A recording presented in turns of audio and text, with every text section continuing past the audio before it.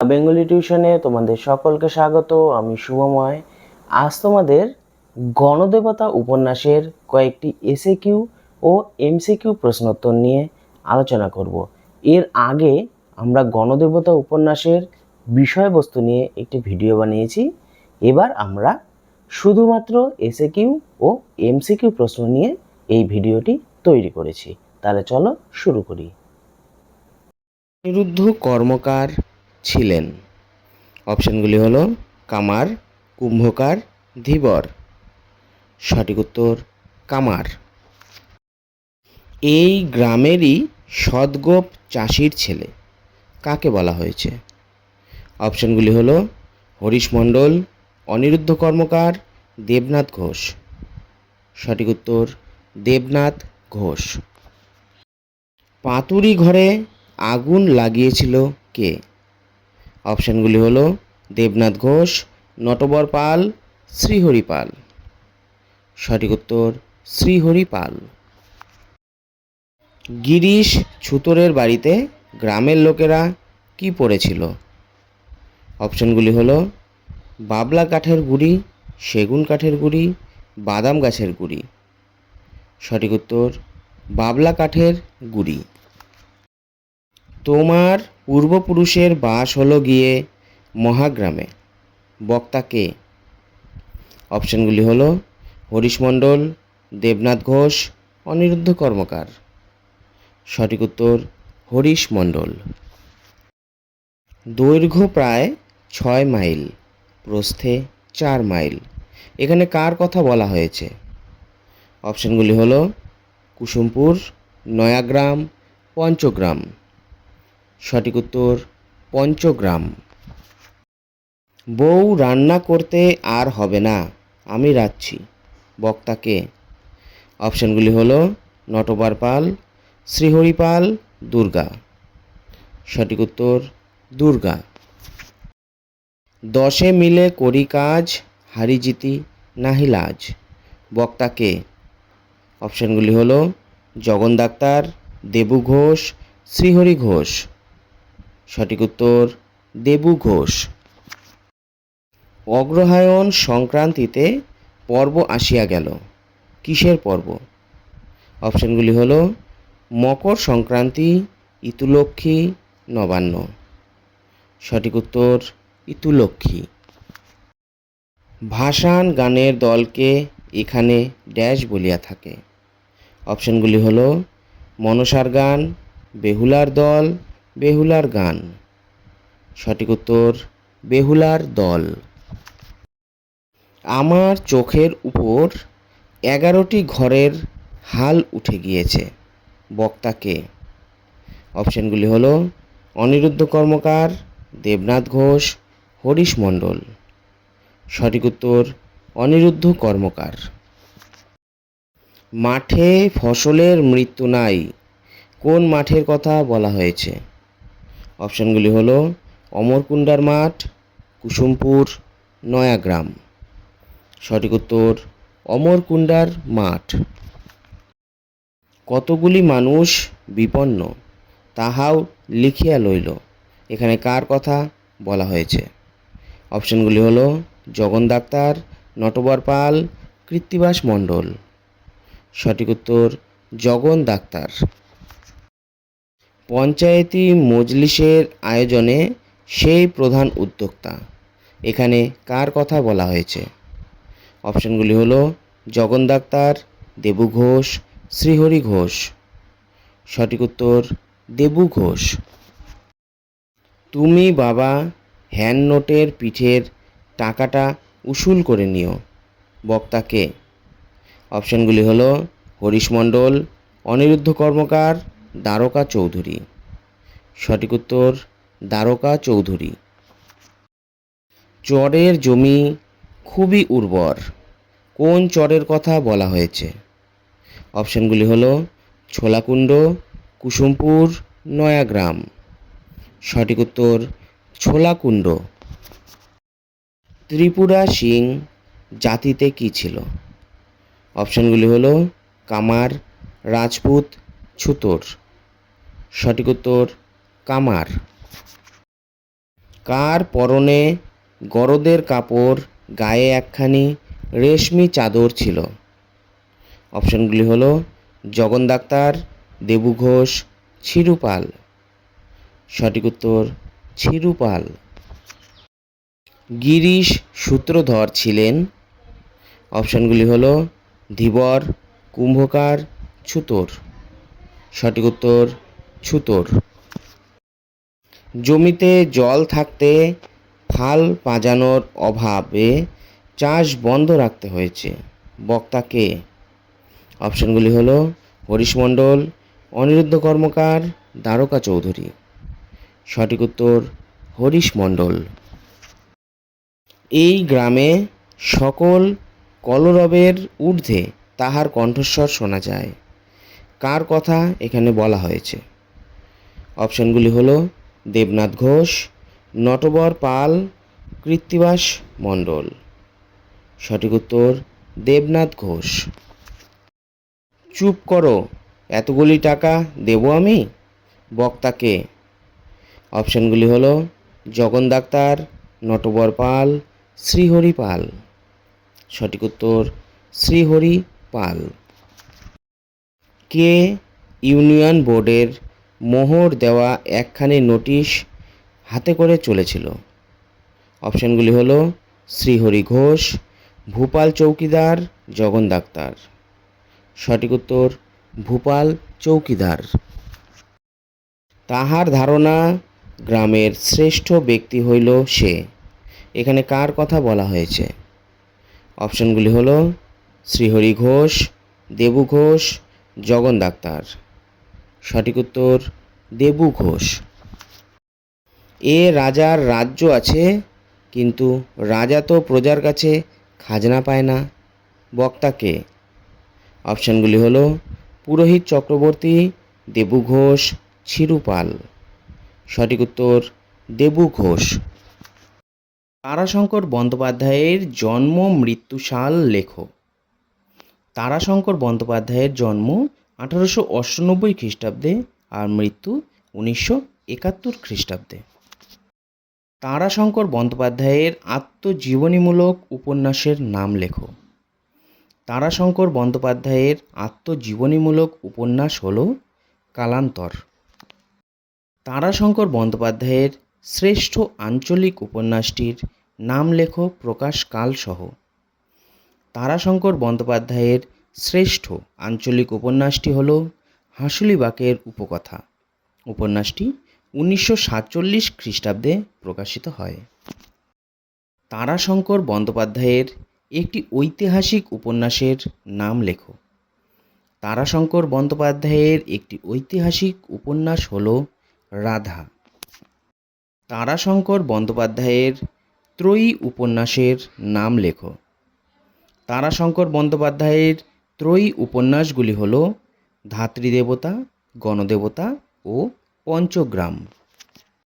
তারাশঙ্কর বন্দ্যোপাধ্যায়ের লেখা গণদেবতা উপন্যাসটি কী জাতীয় উপন্যাস?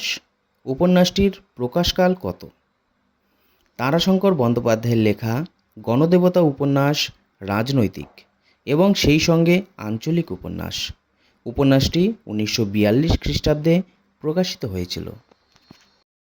গণদেবতা উপন্যাসটির পূর্ব নাম কী ছিল? কোন পত্রিকায় প্রকাশিত হয়? গণদেবতা উপন্যাসটির পূর্ব নাম ছিল চণ্ডীমণ্ডপ। উপন্যাসটি ভারতবর্ষ পত্রিকায় প্রকাশিত হয়। তারাশঙ্কর বন্দ্যোপাধ্যায় কোন উপন্যাসের জন্য জ্ঞানপীঠ পুরস্কার পান? তারাশঙ্কর বন্দ্যোপাধ্যায় গণদেবতা 1942 খ্রিস্টাব্দে যেটি প্রকাশিত হয়েছিল সেই উপন্যাসটির জন্য জ্ঞানপীঠ পুরস্কার পেয়েছিলেন। গণদেবতা উপন্যাসে কোন নদীর কথা উল্লিখিত হয়েছে? গণদেবতা উপন্যাসে ময়ূরাক্ষী নদীর কথা উল্লিখিত হয়েছে। কাদের বিচারের জন্য কোথায় মজলিস বসেছিল?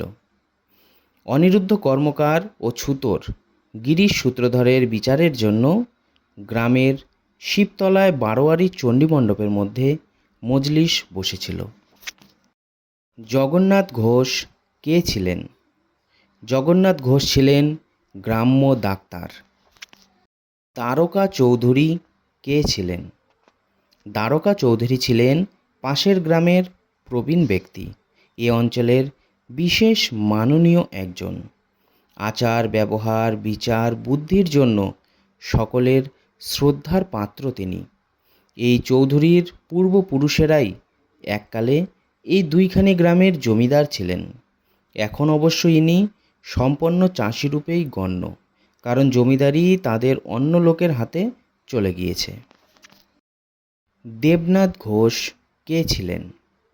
দেবনাথ ঘোষ এই গ্রামের সৎগোপ চাষির ছেলে। নিজে হাতে চাষ করেন। স্থানীয় ইউনিয়ন বোর্ডের ফ্রি প্রাইমারি স্কুলের পণ্ডিত ছিলেন তিনি। দ্বারকা চৌধুরীর চেহারার বর্ণনা দাও। দ্বারকা চৌধুরীর চেহারায় এবং ভঙ্গিমাতে একটা স্বাতন্ত্র্য আছে। গৌরবর্ণ রং, সাদা ধপধপে গোঁফ, আকৃতিতে দীর্ঘ। চণ্ডী মণ্ডপের মজলিসের আসরের মাঝখানে কে জাঁকিয়ে বসেছিল? চণ্ডী মণ্ডপের মজলিসের আসরের মাঝখানে ছিরু বা শ্রীহরি পাল জাঁকিয়ে বসেছিল। লোকে বাহিরে সহ্য করিলেও মনে মনে ঘৃণা করে। কাকে কারা মনে মনে ঘৃণা করে? অভদ্র, ক্রোধী, গোয়ার, চরিত্রহীন, ধনী ছিরুপালকে গ্রামের লোকেরা বাইরে সহ্য করলেও মনে মনে ঘৃণা করত। অনিরুদ্ধ কর্মকার ছিরুপালের কাছ থেকে কত টাকা ধার নিয়েছিল? তা সুদে আসলে কত টাকা হয়েছিল? অনিরুদ্ধ কর্মকার ছিরুপালের কাছ থেকে 10 টাকা ধার নিয়েছিল। তা সুদে আসলে 25 টাকা 9 আনা 3 পয়সা হয়েছিল। অনিরুদ্ধের স্ত্রীর নাম লেখো ও তার দেহের গঠন বর্ণনা করো। অনিরুদ্ধের স্ত্রীর নাম হল পদ্মমণি। দীর্ঘাঙ্গী, পরিপূর্ণ যৌবনা, কালো মেয়ে সে। টিকালো নাক, টানা টানা ভাসা ভাসা ডাগর দুটি চোখ।